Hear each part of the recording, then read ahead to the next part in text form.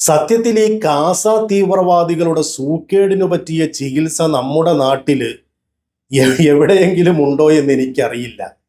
സാധാരണ ഒട്ടുമുക്കാൽ രോഗങ്ങൾക്കും നമ്മുടെ നാട്ടിൽ ചികിത്സയുണ്ട്. ഇതൊരു തരം പ്രത്യേക സൂക്കേടാണ്. ഇതിനു പറ്റിയ ചികിത്സ എവിടെയെങ്കിലും ഉള്ളതായി ആർക്കെങ്കിലും അറിയുമെങ്കിൽ ദയവായിട്ടൊന്ന് കമന്റ് ഇടണം. അവർക്ക് ഉപകാരപ്പെട്ടാലോ? ഞാനിത് പറയാൻ കാരണം, ഇപ്പൊ ഒരു തട്ടമുണ്ട് വിവാദം ഉണ്ടായല്ലോ. ഒരു കുട്ടി തട്ടമുണ്ടിട്ട് വന്നു എന്നതിൻ്റെ പേരിൽ ആ കുട്ടിയെ പഠിപ്പിക്കില്ല എന്ന് അവിടുത്തെ മാനേജ്മെന്റും പ്രിൻസിപ്പാളും ഒക്കെ തീരുമാനിച്ചു. വലിയ വിവാദമായി. ഇപ്പോഴും ആ വിവാദം കെട്ടടങ്ങിയിട്ടില്ല.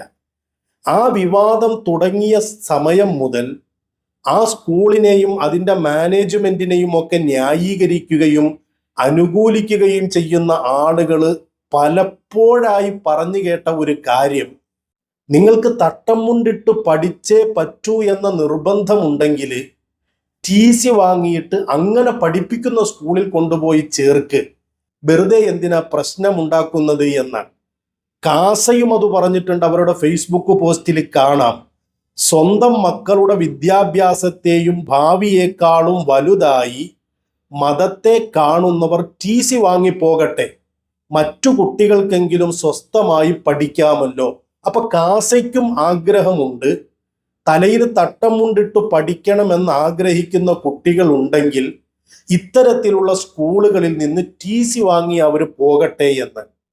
ഇത് കാസയ്ക്ക് മാത്രമല്ലട്ടോ, കാസയുടെ ആശയം പേറുന്ന ലോഹയിട്ട വൈദികന്മാർക്കും ഈ ആഗ്രഹമുണ്ട്. അവരൊക്കെയും അത് തുറന്നു പറഞ്ഞിട്ടുമുണ്ട്.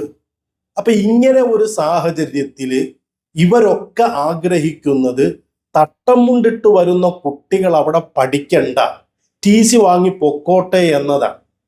ഈ ഒരു സമയത്താണ് ഒരു വാർത്ത പുറത്തു വന്നത്.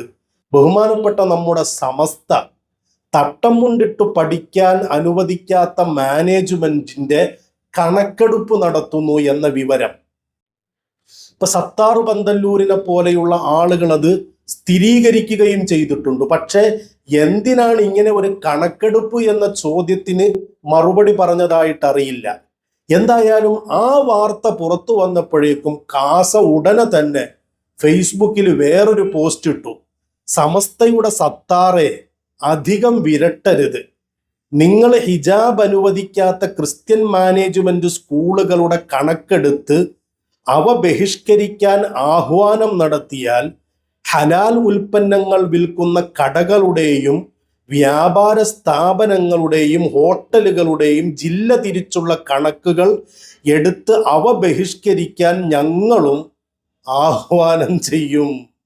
സത്യത്തിൽ ഈ സൂക്കേടിന്റെ പേരെന്താ? ഇവരുടെ ആഗ്രഹം ഇത്തരത്തിലുള്ള കുട്ടികൾ തട്ടം മുണ്ടിടാൻ അനുവദിക്കാത്ത സ്കൂളിൽ പഠിക്കേണ്ടതില്ല എന്നല്ലേ? അപ്പൊ അത്തരത്തിലുള്ള സ്കൂളുകളുടെ കണക്ക് കിട്ടും. ആ സ്കൂളുകളിലേക്ക് മുസ്ലിം വിദ്യാർത്ഥികൾ അല്ലെങ്കിൽ തട്ടം മുണ്ടിടണമെന്ന് നിർബന്ധമുള്ള വിദ്യാർത്ഥിനികൾ പോകില്ല. അപ്പൊ ഇവരുടെ ആഗ്രഹവും നടക്കും. ഇവരാഗ്രഹിക്കുന്നത് പോലെ കുട്ടികൾ അവിടെ സ്വസ്ഥമായി പഠിക്കുകയും ചെയ്യും.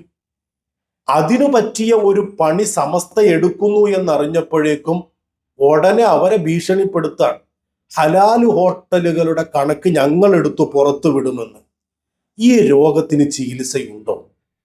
എനിക്കറിയില്ല നമ്മുടെ നാട്ടിൽ ഇതിനു പറ്റിയ ചികിത്സയുണ്ടോ എന്ന്. വല്ലാത്തൊരു സൂക്കേടല്ലേ. ഏതെങ്കിലുമൊക്കെ തരത്തിൽ എന്തെങ്കിലുമൊക്കെ ചെയ്യാന്ന് വെച്ചാൽ ഒന്നിനു സമ്മതിക്കാത്ത ഒരു തരം പ്രത്യേക സൂക്കേട്.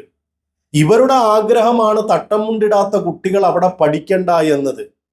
അപ്പം മുസ്ലിമീങ്ങളുടെ നേതൃത്വത്തിൽ അങ്ങനെ ഒരു കണക്കെടുപ്പ് നടത്തി തട്ടം മുണ്ടിട്ട് പഠിക്കുന്ന സ്കൂളുകളുടെ വിവരങ്ങൾ പുറത്തുവിട്ടാൽ കുട്ടികൾ അവിടെ പോയി പഠിച്ചോളും. ഇവരുടെ ആഗ്രഹം നടക്കും. തട്ടം മുണ്ടിട്ട് പഠിക്കണമെന്ന കുട്ടികളുടെയും ആഗ്രഹം നടക്കും. ഒരു പ്രശ്നവും ഉണ്ടാവൂല. ഉടനെ അവിടെ ഇടപെടുക, എന്നിട്ട് ഭീഷണിപ്പെടുത്താണ്, ഞങ്ങൾ ഹലാല് വിൽക്കുന്ന ഹോട്ടലുകളുടെയും കടകളുടെയും ഒക്കെ കണക്കെടുപ്പ് നടത്തി അത് പുറത്തു വിടുമെന്ന്. എൻ്റെ ചെങ്ങാതിമാരെ, നിങ്ങൾക്ക് തലക്കോളമാണോ? സത്യത്തെ അറിയാഞ്ഞിട്ട് ചോദിക്കുക. ഒന്നാമത് ഹലാല് ഹോട്ടലുകൾ, ഹലാല് ഭക്ഷണം കിട്ടുന്ന ഹോട്ടലുകളുടെ ഒക്കെ ഫ്രണ്ടിൽ വെണ്ടക്ക നിരത്തി ഹലാൽ എന്ന് എഴുതി വെച്ചിട്ടുണ്ട്. ഇനി നിങ്ങൾ കണക്കെടുത്തിട്ട് വേണോ ജനങ്ങൾ അതറിയാൻ?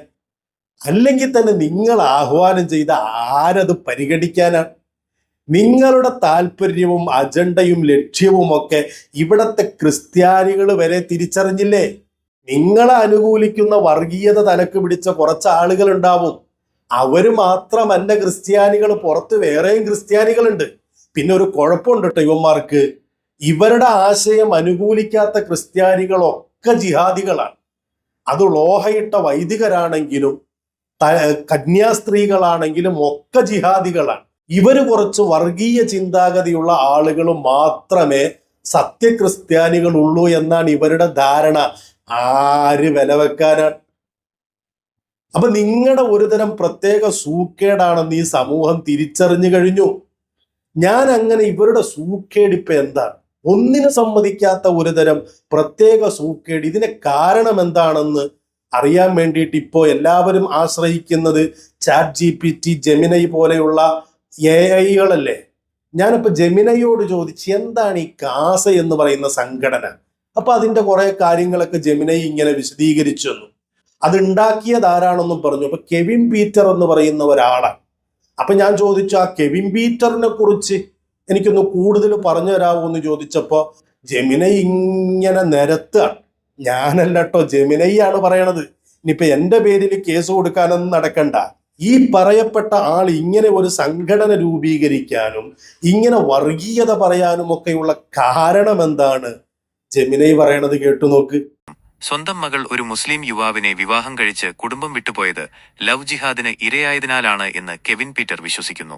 ഈ വ്യക്തിപരമായ അനുഭവമാണ് കാസയുടെ രൂപീകരണത്തിനും പ്രവർത്തനങ്ങൾക്കും ഒരു പ്രധാന പ്രേരകശക്തിയായി അദ്ദേഹം ഉയർത്തിക്കാട്ടുന്നത്.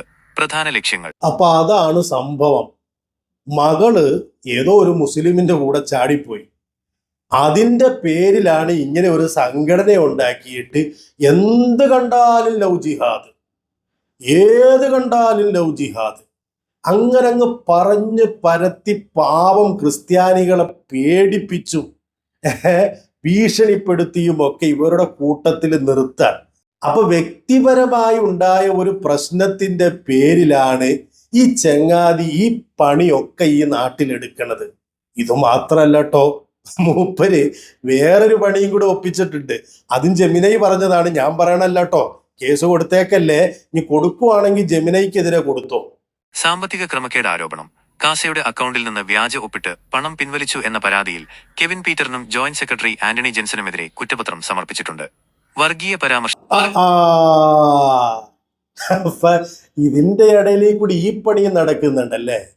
അപ്പൊ സൂക്കേട് ചില്ലറയൊന്നുമല്ല, വ്യാജ ഒപ്പിട്ടിട്ട് പണം പിൻവലിച്ചു എന്നാണ്.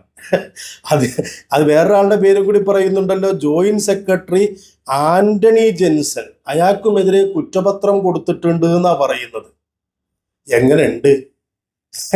കുറെ ആളുകളുടെ കയ്യിൽ നിന്ന് നിങ്ങളുടെ മക്കളെയൊക്കെ ലവ് ജിഹാദിൽ നിന്ന് ഞങ്ങൾ രക്ഷിച്ചോളാം എന്നൊക്കെ പറഞ്ഞ് കാശ് പിരിച്ചിട്ടിട്ട് അത് വ്യാജ ഒപ്പിട്ടിട്ട് അടിച്ചു മാറ്റുക.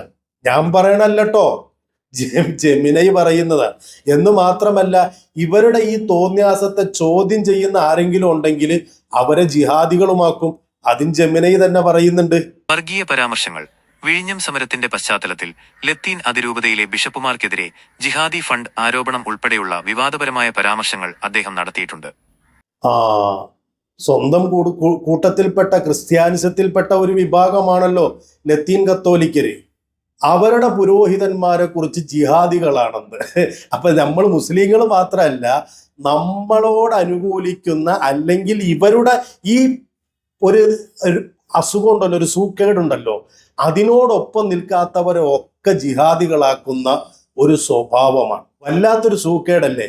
ഏതെങ്കിലും തരത്തിൽ തട്ടമുണ്ടിട്ട് പഠിപ്പിക്കുന്ന സ്കൂളുകൾ ഉണ്ടെങ്കിൽ അവിടെ ഒന്ന് ചേർക്കാന്ന് വെച്ചാൽ ഉടനെ ഹലാല് വെപ്പിക്കുന്ന ഹോട്ടലുകളുടെ കണക്ക് ഞങ്ങൾ പുറത്തു വിടും. എന്നാൽ പിന്നെ കുട്ടികൾ ഏതെങ്കിലുമൊക്കെ സ്കൂളിൽ പഠിക്കട്ടെ എന്ന് വെച്ചാൽ പറയും തട്ടമിട്ട് പഠിക്കുന്ന കുട്ടികൾ TC വാങ്ങി തട്ടമിടുന്ന സ്കൂളിലേക്ക് പോയിക്കോന്ന്. എന്ത് ചെയ്യാനാണ്? എന്താണ് ഇപ്പൊ ഇതിന് ഈ രോഗത്തിന് ചികിത്സയുള്ളത്? നിങ്ങളൊന്ന് പറഞ്ഞതാ.